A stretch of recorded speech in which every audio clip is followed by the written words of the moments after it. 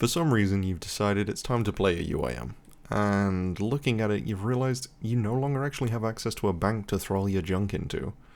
Well, hopefully this probably not so quick guide will help ease any worries you have at where you can actually store all your things. Now, item storage is pretty critical on any kind of account, and even more so on UAM. Considering we don't have access to that trusty big old bank that everyone loves, we instead take advantage of item retrieval services, more commonly known as death banks. Now, there's a few different kinds of these, as well as different things you can use for storage while progressing on your UAM, but we're going to cover all the main four today. And those are going to be death banks, item storage within your inventory, stash units, and finally the big one, your play-around house. Now, starting with the big one, and that's going to be death banks. These have a few variations depending on which one you use, and the main one you'll be using for a good portion of your account is actually going to be Hespori, which is claimed at this guy. Now, he's either going to be your best friend or your worst nightmare, but that's all up to you and if you use the death bank safely. Starting off with a big ol' warning, and that is going to be, do not do dangerous content while you are death banked. Even if you think it might be safe, if there's a chance of you dying, don't make it a habit of risking your hard-earned items only to find out they're all gone because you died to something silly like mining stars or to a cow boss. Now, there are safe things you can do while death banked where your items won't be lost on death, and listing all those would be silly, so instead I'll give you a single piece of advice. Check the wiki. If you see this green box at the top of the page, the activity is safe. And if you see this giant red box at the top, it's unsafe, and dying here will mean your items will be lost if they are death banked. Now, this isn't an end-all be-all of unsafe and safe deaths and activities, as there have been cases where people have died while doing so-called safe content, such as star mining in the past, and the best habit to get into is to simply only be death banked when needed, and that is it. Now, back to death banks. Each have different fees depending on which you use. Now, the main one you'll be using, like I said before, will be Hespori, and with a reclaim cost of 25,000 GP and a farming requirement of level 65, is pretty easy to get access to early on. Another option is Volcanic Mine, which requires 150 kudos at the Varrock Museum and 50 mining, with a reclaim cost of 150 Numalite whenever you use it. Now, these both have interfaces where you're able to take any item you want from it whilst leaving others behind, and this is nice if you want to do things like train Herblore. Now, a third option if you're in a bit of a pinch is Zulrah, and unlike other accounts that have to pay 100,000 gold per death, on UAM it's free regardless of your kill count here, which does sound great, but there is no interface here, meaning you don't actually get to pick and choose items you pull out from it. It will just give you your items back in a set order and just dump them in your inventory. Now, said set order is preset, and I will put it in the description, but a TLDR of it is that if you can use any other death bank than this, use that instead. Now, moving on to item storage within your inventory, and prefacing this with the fact that some of these can be ghost stored, meaning the item can be lost on purpose while the items within it aren't. This is only applicable to some items though, and I'll have this little ghost guy next to the item that can be, and also explain how. Now, there are a couple of items you can use to make playing a little more comfy, and a big one of those being the seed box, which can hold 6 types of seeds at once, and considering we don't have access to the seed vault, this one is incredibly nice to have. It only takes around 2.5 hours at Tithe Farm to get, and with the most recent changes there, it's honestly not too bad.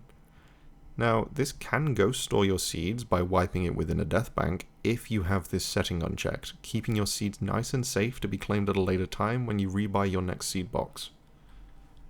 The next one is going to be the herb sack, and especially with the new item from Sarachnis, the pristine spider silk, the herb sack is becoming more and more useful. Having something that can store up to 100 of each normal grimy herb, especially while doing something like a long slayer grind for collecting miscellaneous herbs for either potions or even mixology, and being able to just fill it up slowly and empty it after a while, will add up over time, and make use of those drops that you'd honestly normally just leave to despawn. Similar to the seed box, the base item, the herb sack, can be ghost stored, But a reminder that if you do this with the silk-lined herb sack, you will need to obtain another pristine spider silk again from Sarachnis to remake it fully. Now, the next one is going to be the tackle box, and that can store things like a dragon harpoon within it, but the use of this is not that high, and you won't really find much use out of anything of it, sadly. This is coming from someone that has a dragon harpoon stored in one, and I've used it maybe twice, and both times were at Temporis again. This is pretty much just a reminder that some items may be able to be ghost stored, and items give the ability to ghost store things, but it doesn't mean that they'll have much use, which is a shame, but it's just how it is. Onto a slightly more fun one, and that's the bolt pouch. This one has 4 slots that can hold up to 10,000 of a single type of bolt, or a mithril grapple.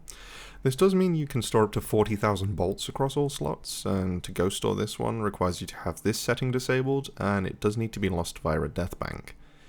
A note for this one as well is that despite being bolts, the Kebbit bolt, the long Kebbit bolt, Sunlight and Moonlight Antelope bolts cannot be stored in the pouch as of right now, and it does have it listed as being a bug on the wiki, so it may change after this.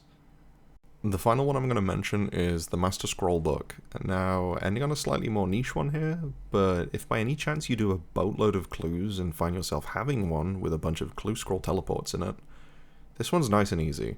To go store this one, you simply drop it, and the next time you get one, all your teleports will still be inside.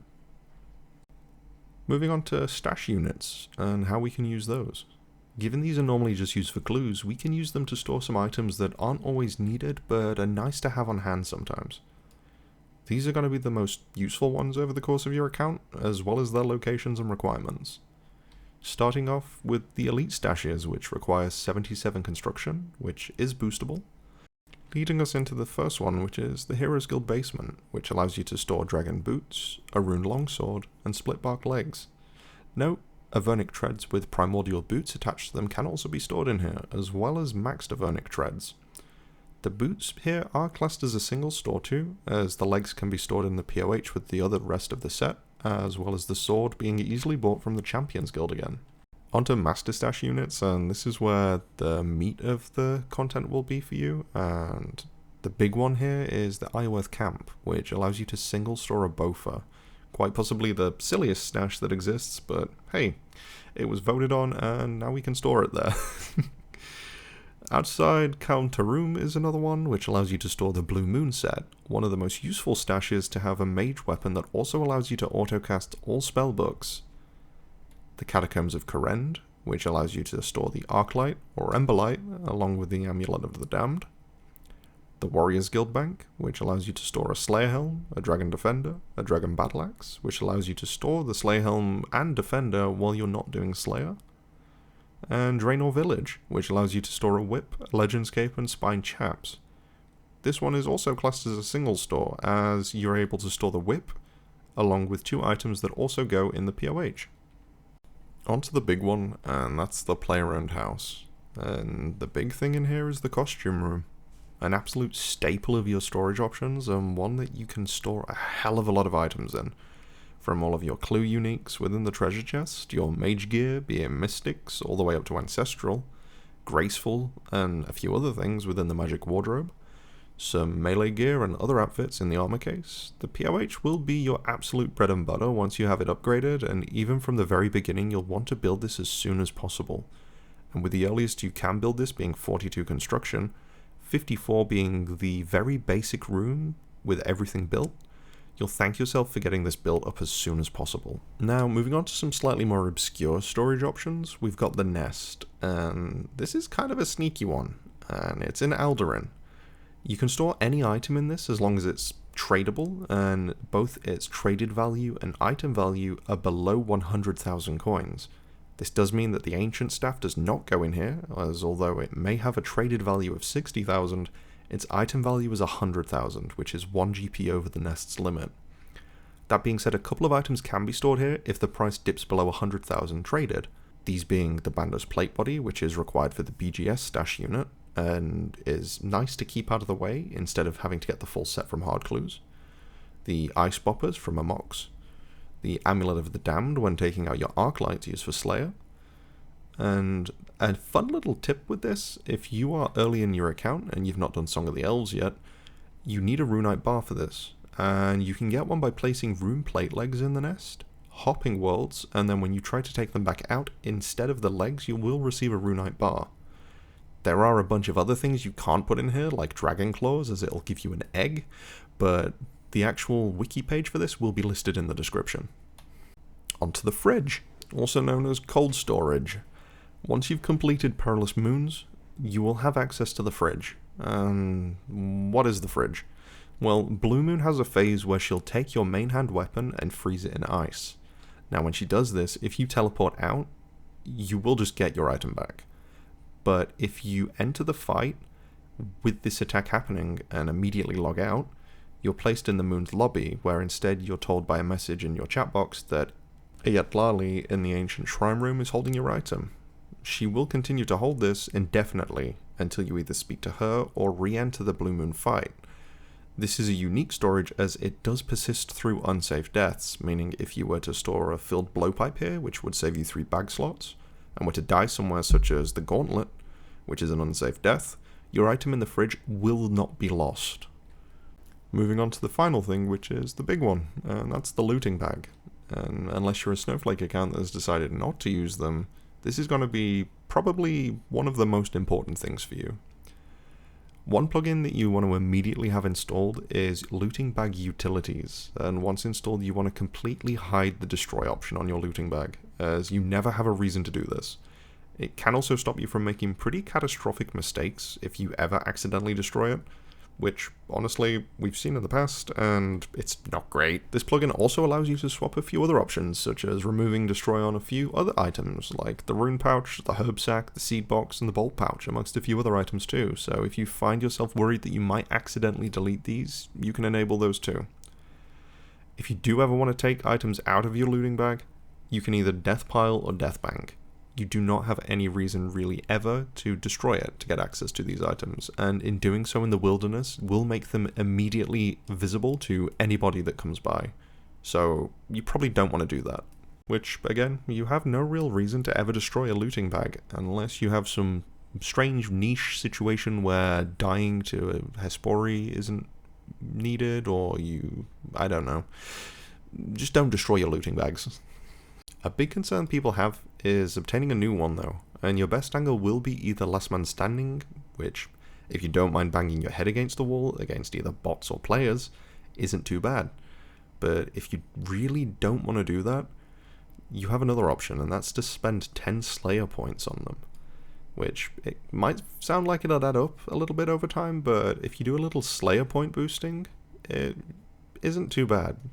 Now, a plugin you'll want for better tracking is one called Dude Where's My Stuff, and it's made by the lovely Thors, who keeps it updated and adds new bits when needed, and is an absolute gem for making this.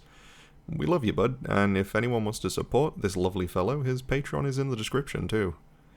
Now, there are a couple of other things people seem to be quite commonly unsure about when starting, and a basic guide is now in the works too, for starting off your UAM. It won't be a crazy efficient route or a crazy over-the-top thing, it's just going to be a cozy first route to take you to get yourself set up with the basics, and that'll be out in a couple of days. So if that's something you're interested in too, just keep an eye out for that one too. But if you found any of this information helpful at all, just let me know down below in the comments, and if it helped you at all, a like is always appreciated. If there's anything you'd like to see a quick guide done on in the future too, don't be afraid to ask and throw that down there too. But anyway, thanks for listening, and hopefully some of the information was helpful to you, and hopefully I'll see you in the next one.